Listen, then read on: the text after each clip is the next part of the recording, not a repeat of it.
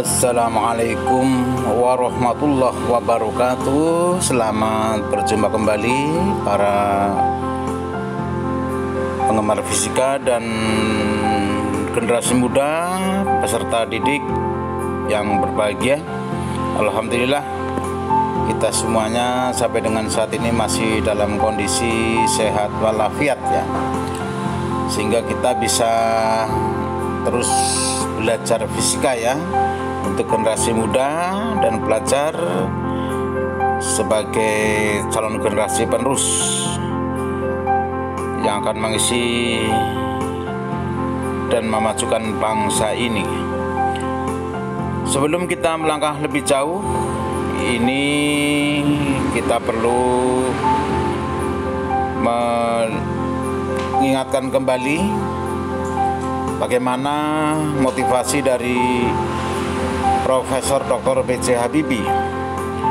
Dimanapun engkau berada, selalulah menjadi yang terbaik dan berikan yang terbaik dari yang bisa kita berikan.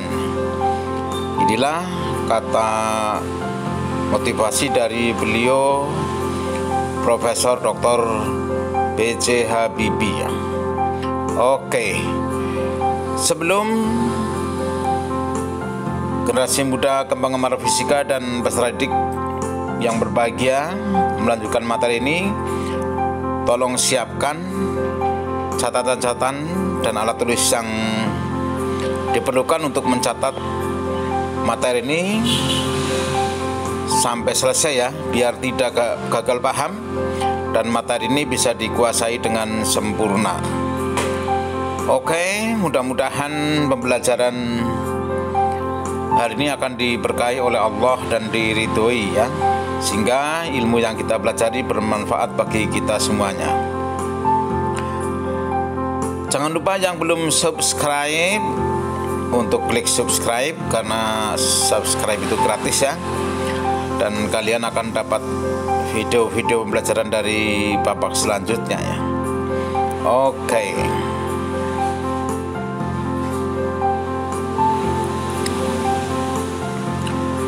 Baiklah, kita akan mulai dengan arti arus dan tegangan bolak-baliknya.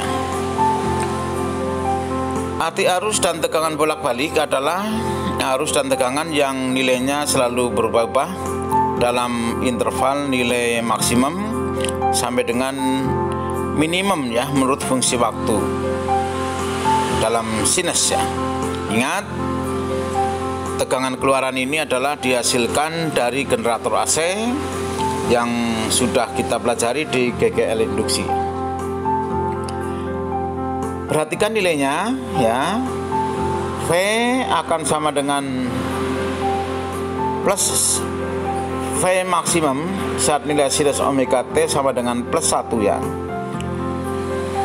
Dan V akan sama dengan negatif V maksimum saat nilai sinus omega T sama dengan minus 1. Demikian juga arusnya I sama dengan plus I maksimum saat nilai sinus omega T sama dengan plus 1, dan I sama dengan negatif I maksimum saat nilai sin omega T sama dengan minus 1. Oke ya, makin fokus harapan Bapak kalian ya untuk mempelajari ini. Kita akan melaju di alat ukur arus dan tegangan bolak-balik. Yang pertama adalah voltmeter AC ya. Nah, dalam membaca ini kalian sudah diajarkan ya pada saat alat ukur ya, kemarin di arus mengalir ya. Hasil bacaan pengukuran adalah hasil pengukuran ini, kalau bisa kalian baca hasil skala yang ditunjuk dibanding dengan skala maksimum kali batas ukur maksimum ya. Tegangan yang terukur adalah tegangan efektif ya. Jadi pada saat menggunakan voltmeter AC, maka tegangan itu adalah merupakan tegangan efektif.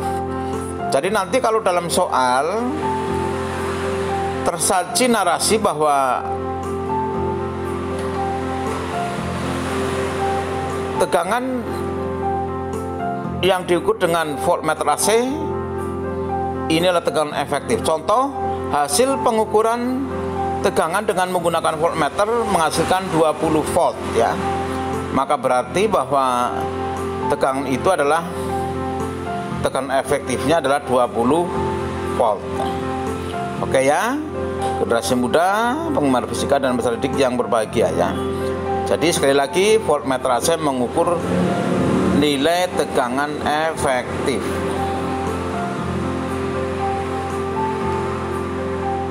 Oke ya.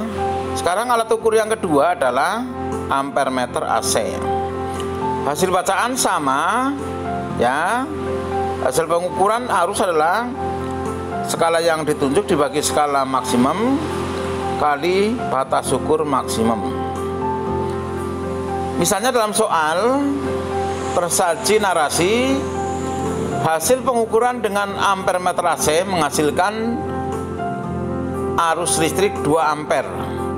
Maka ini adalah harga arus efektif. Jadi I efektifnya adalah 2 ampere. Jadi jelas ya, peserta didik yang berbahagia ya, jelas. Jadi semua ini merupakan mengukur harga efektif.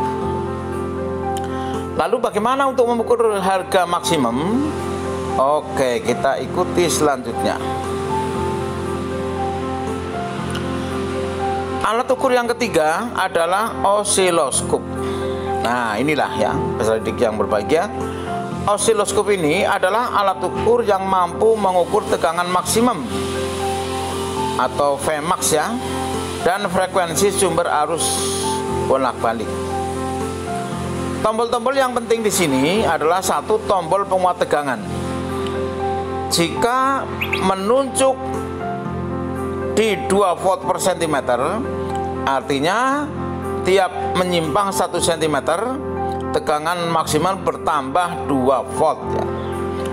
Contoh, misalnya tegangan puncak yang dilihat di layar osiloskop adalah 4 cm ya, 4 cm, dan tombol penguat tegangan distal pada angka 2 volt, maka hasil pengukuran tegangan maksimum adalah 2 volt kali 4 cm ya, 8 volt ya. Saya ulang, kalau tegangan puncaknya 4 cm dan skala penunjuk pada 2 volt per cm, maka tegangan maksimumnya adalah 2 volt per cm kali 4 cm sama dengan 8 volt. Oke. Tombol sweep time adalah tombol yang menunjukkan berapa milisekon tiap menyimpang 1 cm ya. Contoh misalnya gelombang arus bolak-balik ya, satu panjang gelombang ini adalah 4 cm ya, 4 cm. Sedangkan tombol sweep time menunjuk di angka 5 milisekon per cm. Maka bisa dihitung periode gelombangnya adalah 4 cm ya kali 5 milisekon per cm. Jadi sama dengan 20 milisekon ya, 20 milisekon. Nah, demikian ya untuk dipelajari baik-baik. Nah, bagaimana hasil pengukuran tegangan efektif dan tegangan maksimum ini memakai hubungan bahwa tegangan maksimum sama dengan akar 2 kali tegangan efektif. Demikian juga arus maksimum sama dengan akar 2 kali arus efektif. Oke. Kita lanjutkan rangkaian-rangkaian hambatan dalam AC. Yang pertama adalah rangkaian hambatan murni R dalam AC. Perhatikan baik-baik rangkaian hambatan murni ya, di mana sumbernya punya tegangan V sama dengan Vmax sin omega T. Di sini ya, peserta didik dan generasi muda penggemar fisika, ternyata pada tegangan AC yang dirangkai dengan tegangan hambatan murni, ini sudut fasenya sama ya, atau sefase dikatakan ya. Karena sefase, maka kalau tegangan punya persamaan V max sin omega T, maka I-nya juga sama, I max sin omega T. Kalau kita lihat fasornya, karena sudut fasenya sama, maka dia fasornya searah. Fasor adalah besaran yang dianggap sebagai vektor ya. Perhatikan diagram fasornya ya, dan diagram grafik keluarannya ya. Tegangan hambatan ke kanan, maka kuat arus juga ke kanan ya, searah. Oke, ini yang dinamakan sefase ya. Kemudian ini menjadi pedoman ya kalian ya, ingat-ingat ya, untuk hambatan murni dalam AC. Sekali lagi, I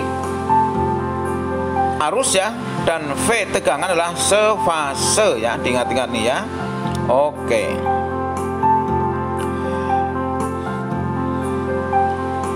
Ya, kita lanjutkan ya. Ini rangkaian induktor murni L dalam AC ya. Perhatikan induktor murni ya. Ini atau kumparan ya. Kalau dirangkai dengan arus bolak-balik, perhatikan ternyata di sini tegangan induktor ya mendahului sudut fase 90 derajat atau pi per 2. Karena mendahului 90 derajat, maka kalau I-nya horizontal ke kanan, maka VL-nya atau tegangan induktornya adalah ke atas ya.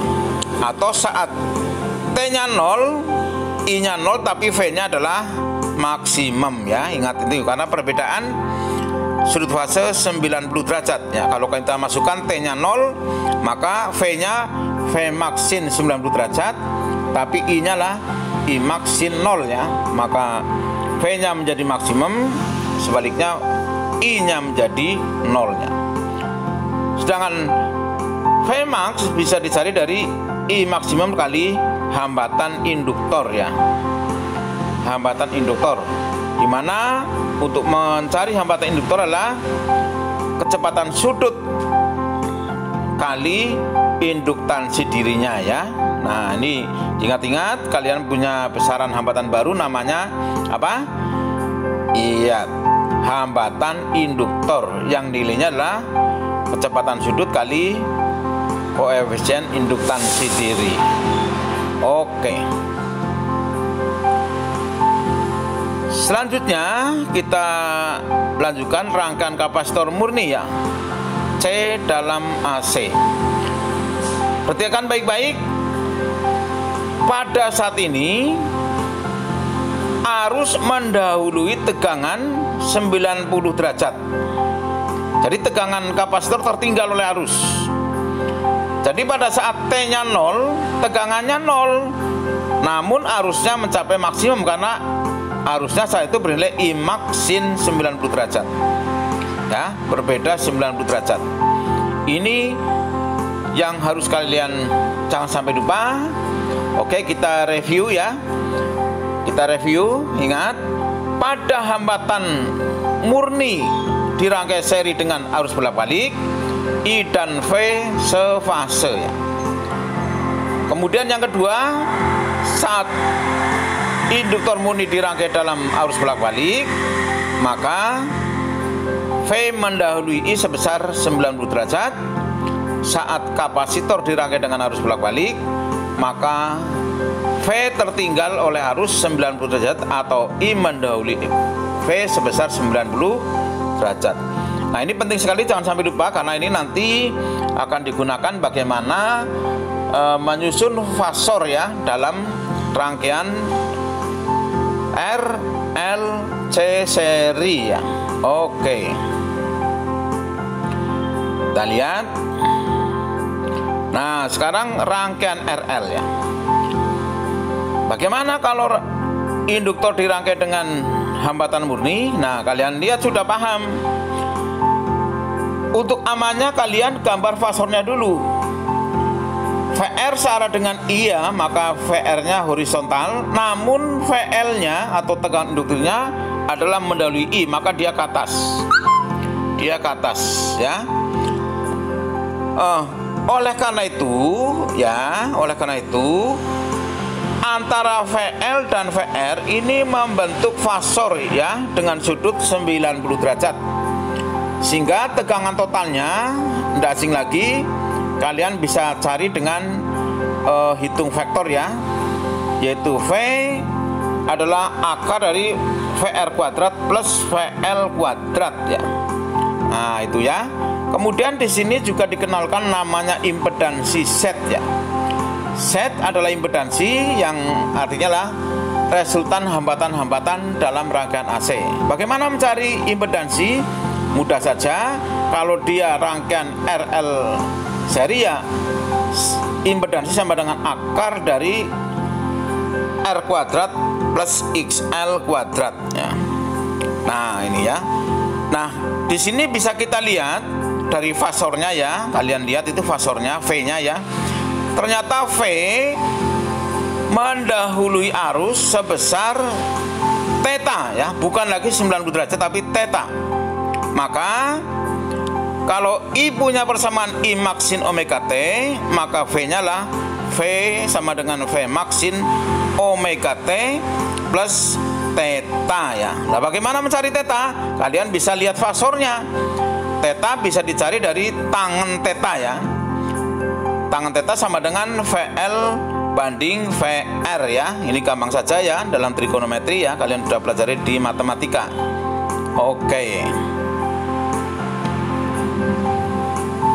Nah, bagaimana impedansinya? Impedansinya adalah tadi akar dari kuadrat R kuadrat plus XL kuadrat. Nah, untuk ini agar kalian bisa memahami bagaimana kalau hambatan murni R dirangkai dengan kapasitor ya. Yang tadi pedomannya di atas. Coba kalian gambar rangkaiannya, kemudian gambar grafik keluarannya V dan I, gambar fasor V dan I, dan tulis persamaan V dan I ya. Pedomannya tadi di atas ya. Oke. Nah, sekarang kita lanjutkan rangkaian RLC seri dalam AC. Kita review kembali. Pada rangkaian R, tegangan VR dan kuat arusnya sefase ya. Kemudian pada rangkaian induktor murni XL, tegangan VL mendahului kuat arus listrik I 90 derajat. Pada rangkaian kapasitor XC, tegangan VL tertinggal 90 derajat terhadap kuat arusnya. Maka fasornya dapat kalian lihat itu. I sefase dengan VR, maka searah VL ke atas dan VC ke bawah ya, tertinggal dari arusnya ya. Ini. Nah, ini untuk pedoman ini ya. Ya, coba kalian perhatikan baik-baik rangkaian dan fasornya ya. Oke. Kalau kita lihat fasornya ini ya. Kalau kita lihat fasornya, maka nanti ada 3 kemungkinan ya terjadi pada rangkaian RLC seri ya. Oke. Nah, kita lihat ya. Kita lihat. Kemungkinan pertama adalah rangkaian bersifat induktif ya. Rangkaian bersifat induktif. Nah, pada saat ini VL-nya lebih besar dari VC dan XL-nya lebih besar dari XL ya. Maka tegangan totalnya mendahului arus sebesar theta. Ini bisa kita susun. V-nya V maksin omega T plus theta, I-nya sama dengan I maksin omega T. V totalnya adalah karena VL-nya lebih besar, maka VL min VC kuadrat plus VR kuadrat dalam akar ya. Z-nya XL min XC kuadrat plus R kuadrat. Tangan tetanya bisa kalian cari pakai VL min VC banding VR atau XL min XC per R ya. Coba kalian gambar fasornya ya. Bagaimana kondisi fasornya jika rangkaian bersifat induktif ya. Ini untuk mendalami masalah ini ya. Kalian gambar fasornya. Oke.